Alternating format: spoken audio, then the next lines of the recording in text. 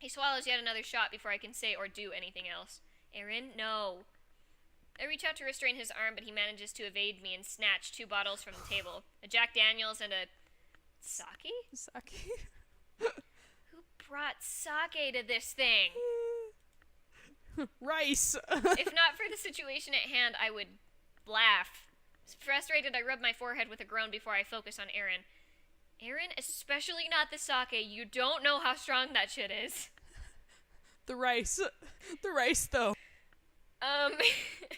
He jolts a little when I call for him, stumbling for a good second before he slowly manages to regain his balance. So Was it, Val? I groan again. Listen to me before you drink anything else, okay? My voice almost escalates. I don't know what I was reading. To a shout. My voice almost escalates to a shout. I clam up, sucking my lips in, and my eyes dart around the room. Nobody so much as glances at us. The music and the crowds are loud enough to drown us out, and everyone's too immersed in their own intoxicated shenanigans anyway. For now, at least. Aaron uncaps and takes a swig from the Jack Daniels, and I'm only barely able to restrain him a moment later. His wrists struggle against my palms, and I grip my teeth, tightening my grip. He's inebriated. His inebriation has made him much weaker than he would be, which I guess... What does that word mean? Inebriation? Yes. When you're inebriated, it basically means you're intoxicated. Do you, read a dictionary for fun? I've never seen these words. I'm not kidding. I'm being dead serious. Well, there's also this thing, Brooke, about how I've drank before and you haven't. True. But, even some of the other words in here, none of them are coming to my mind. But, you know what I mean. I sit there all the time and I'm like, how do you pronounce this? And you're like, Brooke, this is basic English. And I'm over here like, new to me. I made it through high school and I didn't have to learn it. Yep. So, IDK. Maybe it's just because you read a lot more than I do. I don't know. That's definitely probably got something to do with it, right? I mean, we know that I'm a really fast reader. Yeah. So that True. has been proven through Webtoon. True. Speaking of which, freaking Ryan. Ryan. What a What a cutie. I just want to play with his hair. Right? I want a werewolf boyfriend so that I can pet him. That's all I want. All right. His wrists struggle against my palms. I read this. His inebriation has made him much weaker than he would be, which I guess is my only blessing in this situation. Yep. And an irrelevant thing. Why would I need to grab him if he weren't getting drunk out of his mind? He's a sad bean. But Val, the world is so much happier, né? These words are so slurred that I have a hard time understanding him. Drinking doesn't make you happier, Aaron. Alcohol literally is a depressant. That is what it does. Just more confused and miserable, and probably makes the lights and the people and the sound look like a fairy world. Yeah, go home, Aaron, you're drunk. It just makes you more confused and miserable the next morning when you're throwing up into a toilet and hungover with a headache you've never felt before. Yep. Speaking of which, I don't know if I'm more surprised or relieved that Aaron hasn't started throwing up yet. He's only had 2.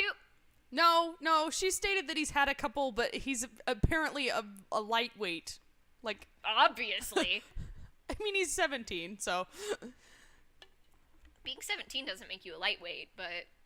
No, but I don't know, I guess I imagined it would. Never mind. You'd probably be a lightweight, Brooke. Yeah. Oh, yeah. For sure. I think Kelci would be, too. I think Kelci acts like she wouldn't be, but she totally would. She'd be a lightweight. The girl has never had caffeine. She'd be a lightweight. I know. Actually, that's a lie. She had a sip or two of a Dr. Pepper one time, because Tanner told me. He, finally got her to cave, and she was like, fine, and then she just keeps it a secret. I almost decided to trick her into drinking coffee one time, and then I decided that was a bad friend. Aw, you're a good friend. Anyway, speaking of which, I don't know if I'm more surprised or relieved that Aaron hasn't started throwing up, yet. Hopefully he doesn't at all today. You don't know that, Val. Aaron, you can't even speak right, and I doubt you'll even remember anything that's happened here when you're awake tomorrow. You really need to calm down and slow down with the drinking, please. I'm perfectly calm, Val. Come on, pick one. Take a sip yourself. Just a sip. A tiny, tiny sip. Yes, a sip. Did I say tiny? This time, Aaron pushes his hands toward me rather than away from me, and I take 2-3 steps back to steady myself. Aaron, no. But Val, your life will turn upside down and pretty, and you'll feel loved and fuzzy and warm. You'll never want to be sober again, like ever, like never, ever, ever, ever. I've never, been ever. drunk before, Aaron. I know what I'm refusing, and I have no doubts on the matter. Aw, are you sure? Positive. Are you super duper positive with a cherry on top? Make that 5 cherries. Or, no, 100. That's not even a saying. Trying to stifle an exasperated smile, I roll my eyes at him.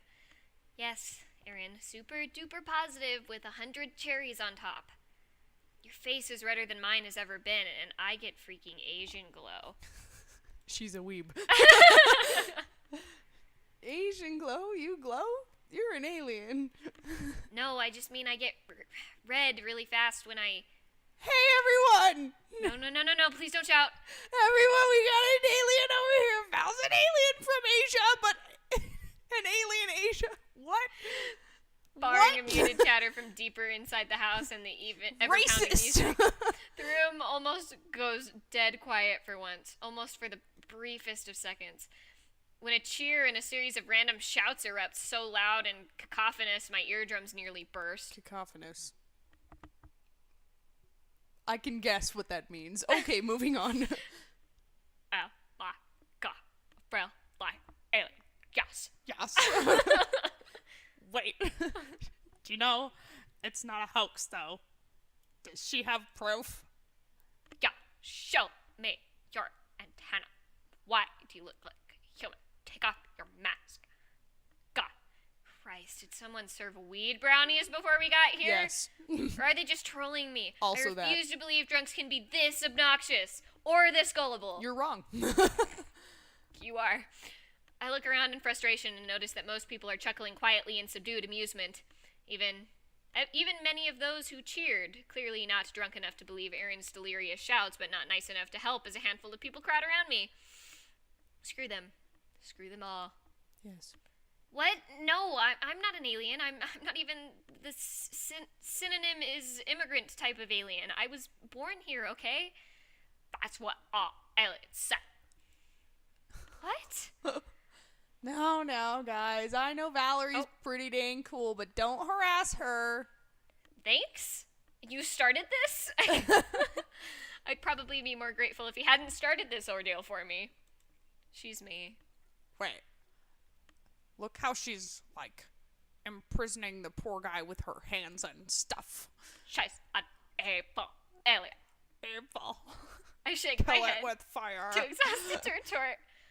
Okay, Aaron, we're leaving. Oh no, Miss Alien. You can't just leave. Lumpy space princess? Oh my god, Question that is mark? what I'm doing. He grasped I missed at that me. show. It took such a weird turn. did. And it kind of was good for a minute, and then it was like, wait, now, what is this acid trip anymore? Where did we go?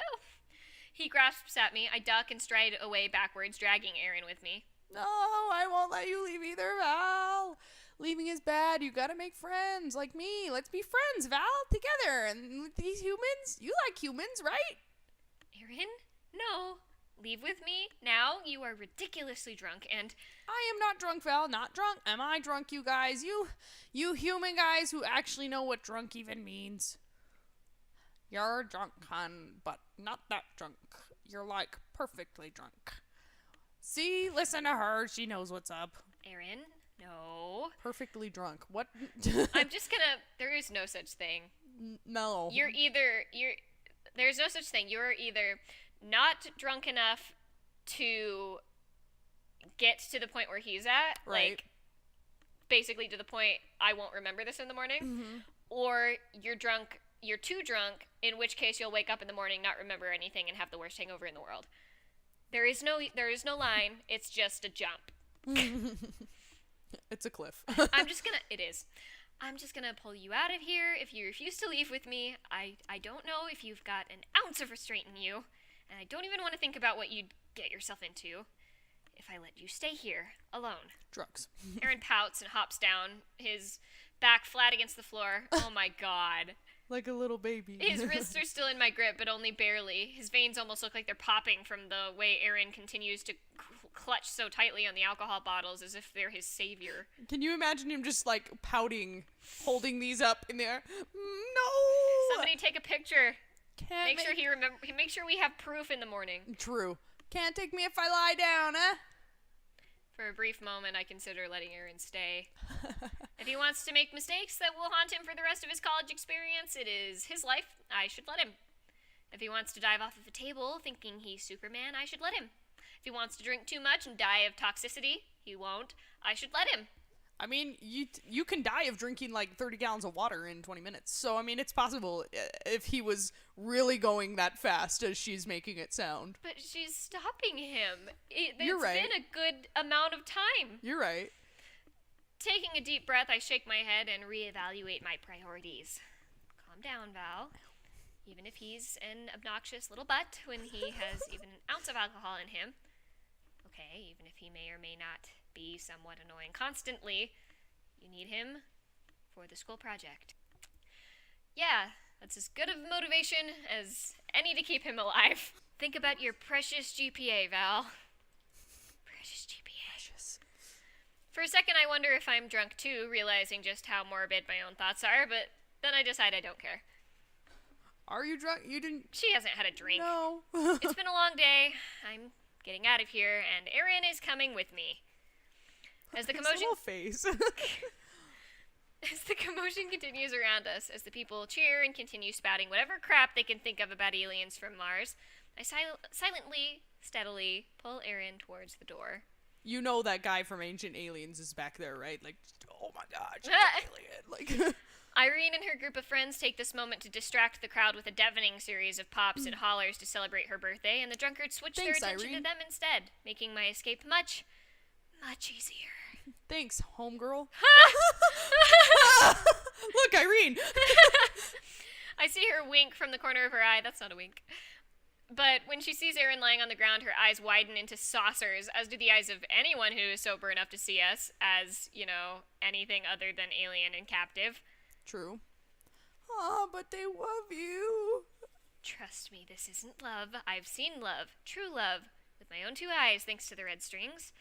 I speak between pants. Aaron is heavier than I am, and carrying him to the exit makes me feel like death. Still clutches bottle. Even so, right? I need this! Even so, at least he let go of the sake, like... True. Even, that was the most dangerous part. Yeah. Even so, this is probably going to be quicker than letting him walk with me, considering how drunk he is. He can't even stand up straight, and I swear he'd collapse face first onto the ground if he tried to walk any faster than a snail can. Red string. I gasp, belatedly realizing what I've done. What I've said. I don't know what that said. It's a good thing Aaron is too drunk to pry. Although, I said something. I didn't say anything major. The words just kind of slipped out without my thinking about them first, and that's not good. I need to be more careful. If anyone realizes I actually believe soulmates exist, they'll think me immature.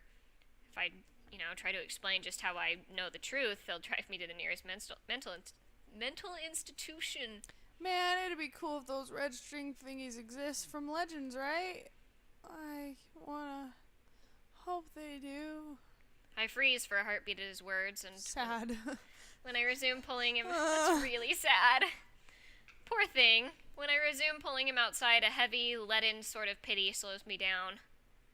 Red strings of fate do exist, but I don't think that's something I want Aaron to ever find out.